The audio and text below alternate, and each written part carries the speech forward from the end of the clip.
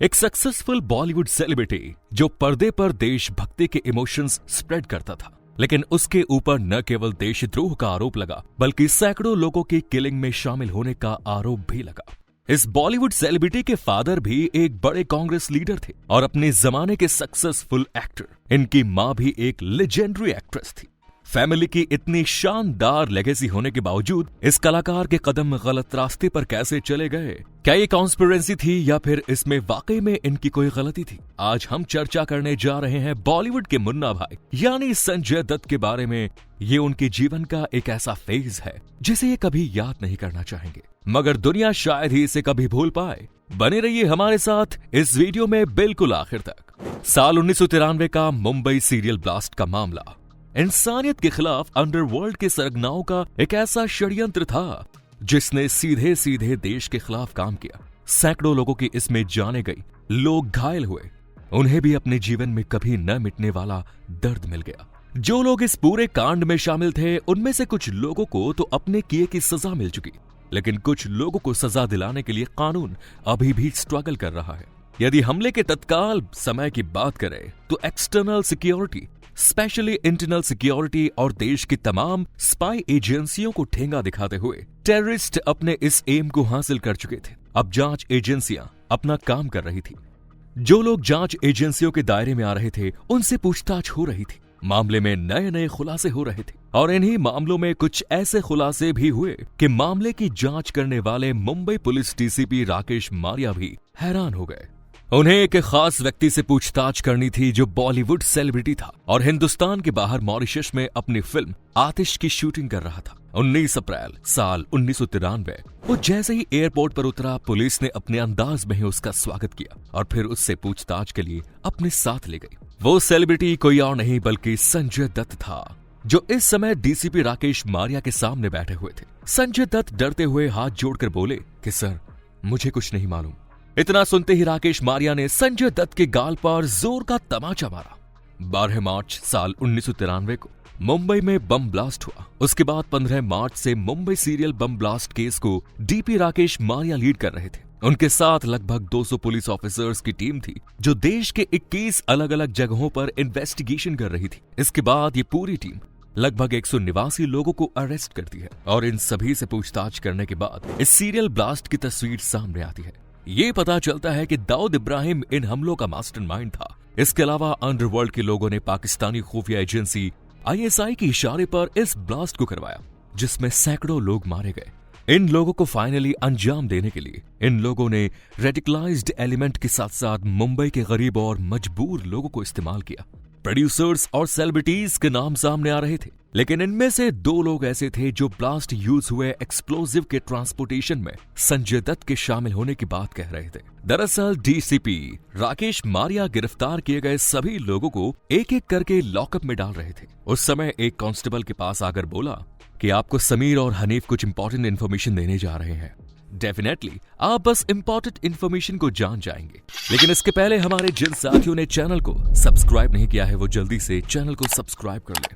हनीफ कड़ावाला और Sameer Hingora D company के लिए काम करते थे। ये दोनों बहुत ही खतरनाक अपराधी थे। समीर मैकडम वीडियो नाम की एक कंपनी ऑपरेट करता था। इसके साथ ही मुंबई फिल्मी दुनिया के IMPPA का प्रेसिडेंट भी था। वहीं हनीफ कड़ावाला बैंड्रा के तवा रेस्टोरेंट का ऑनर था। मुंबई ब्लास्ट के मामले में एक अहम कड़ी बाबा मूसा चौहान पुलिस के कब्जे में था और उसने ये जानकारी दी कि हनीफ कड़ावाला और समीर हिंगोरा ने वेपन्स के उस कंसाइनमेंट को ठिकाने तक पहुंचाने में मदद की जो दुबई से दाऊद इब्राहिम ने भेजा था। 3 दिन पहले ही उन्हें माहिम पुलिस ने गिरफ्तार किया। फिलहाल उन्हें माहिम पुलिस स्टेशन में ही रखा गया। राकेश मारिया ने उन्हें मुंबई क्राइम ब्रांच बुला लिया और कड़ी पूछताछ की।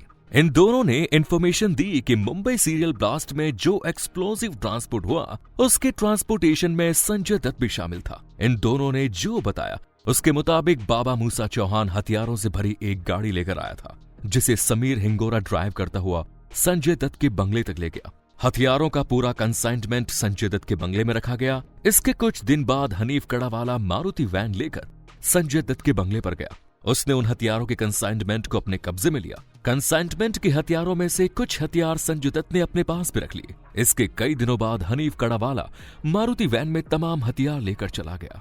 सवाल ये उठता है कि इसके बाद ये हथियार कहाँ गए। इस कड़ी को जोड़ने के लिए राकेश मारिया ने एक बार फिर बाबा मूसा चौहान को पूछताछ के लिए बुलाया। तब बाबा मूसा चौहान ने बताया कि संजय दत्त के घर से यह हथियार मंजूर अहमद के घर तक पहुंचे थे। इसके बाद पुलिस मंजूर अहमद को उठाती है और उससे पूछताछ करती है। तब वो बताता है कि उसके घर से वो हथियार बैंड्रा की रहने वाली जेबुन्निसा नाम की एक महिला के घर रखे गए। लेकिन वो महिला जब पुलिस के सामने आई तो रोने लगी। उसकी हालत और गरीबी देखकर पुलिस को लगा कि शायद इसके पास कोई इंफॉर्मेशन नहीं है। पुलिस उसे छोड़कर चली आई। फिर दोबारा मंजूर अहमद से पूछताछ की गई तो उसने बार बार जेबुन्निसा का ही नाम लिया। इस बार मंजूर अहमद ने जो बताया उसके मुताबिक संजय दत्त के घर से हथियारों का कंसाइनमेंट लेकर जेबुन्निसा के घर तक पहुंचने वाला व्यक्ति अबू सलेम था, जो दाऊद इब्राहिम का खास आदमी था। इसके बाद पुलिस एक बार फिर जेबुन्निसा के पास पहुंची और उससे कड़ी पूछताछ की। तब उसने बकरी की तरह मिमियाना शुरू किया।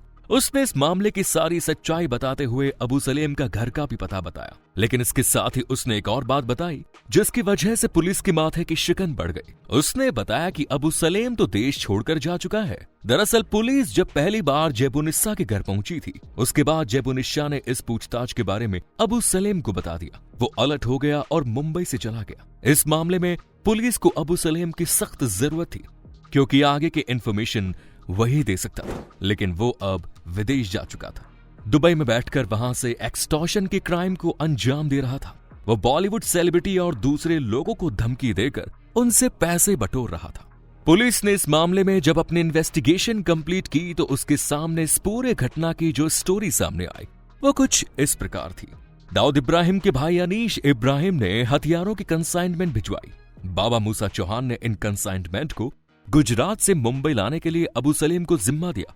अबू सलेम जब इस कंसाइनमेंट को लेकर पहुंचा तो सबसे बड़ा सवाल था कि इस कंसाइनमेंट को कुछ समय के लिए कहां रखा जाए। तो ऐसी जगह चाहिए थी जो सीक्रेट और डाउट प्रूफ हो। तब अनीश इब्राहिम ने संजय दत्त को फोन किया और संजय दत्त ने इस कंसाइनमेंट को अपने घर में रखने की परमिशन दे दी।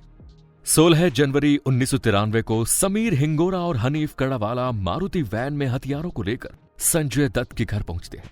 संजय दत्त हथियारों के कंसाइनमेंट को अपने गैराज में रखवा देता है। संजय दत्त अपने लिए इस कंसाइनमेंट में से एक 9mm पिस्टल, 25 हैंड ग्रेनेड्स के अलावा कारतूस और 3 AK-56 राइफल रख लेता है। लेकिन इसके कुछ समय के बाद ही संजय दत्त की हवा टाइट होने लगी। उसने अनीस इब्राहिम को फोन किया और हथियारों के कंसाइनमेंट को वापस उठाने के लिए कहा। तब अबू सलेम, हनीफ और समीर तीनों आए और उन्होंने वहां से हथियारों का कंसाइनमेंट उठा लिया। संजय दत्त ने जो हथियार रखे थे उनमें से एक AK-56 राइफल और एक 9mm पिस्टल अपने पास रखकर संजय दत्त बाकी सब हथियार वापस कर देता है। ये तीनों संजय दत्त के घर से हथियारों के कंसाइनमेंट लेकर जेबुन्निसा के घर में रख देते हैं। लेकिन फिर यहां से हथियार कहां गए, इस बात की जानकारी केवल अबू सलेम के पास ही थी। पुलिस ने जब संजय दत्त के घर की तलाशी ली तो उसके घर से 9mm पिस्टल, AK-56 राइफल बरामद हुई।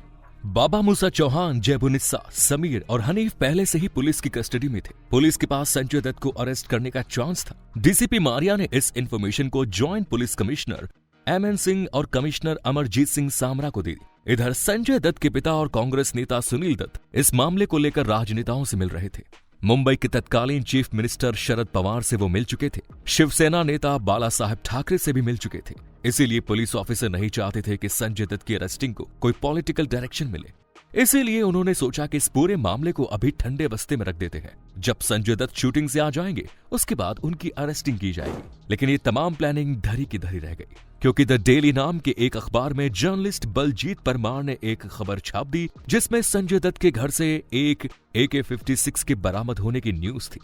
इस खबर ने डीसीपी संजय मारिया के होश उड़ा दिए। इस खबर के सामने आने के बाद सोशल मीडिया के साथ साथ पॉलिटिकल सिनेरियो में भी तरह तरह की न्यूज और अफवाहें चलने लगी।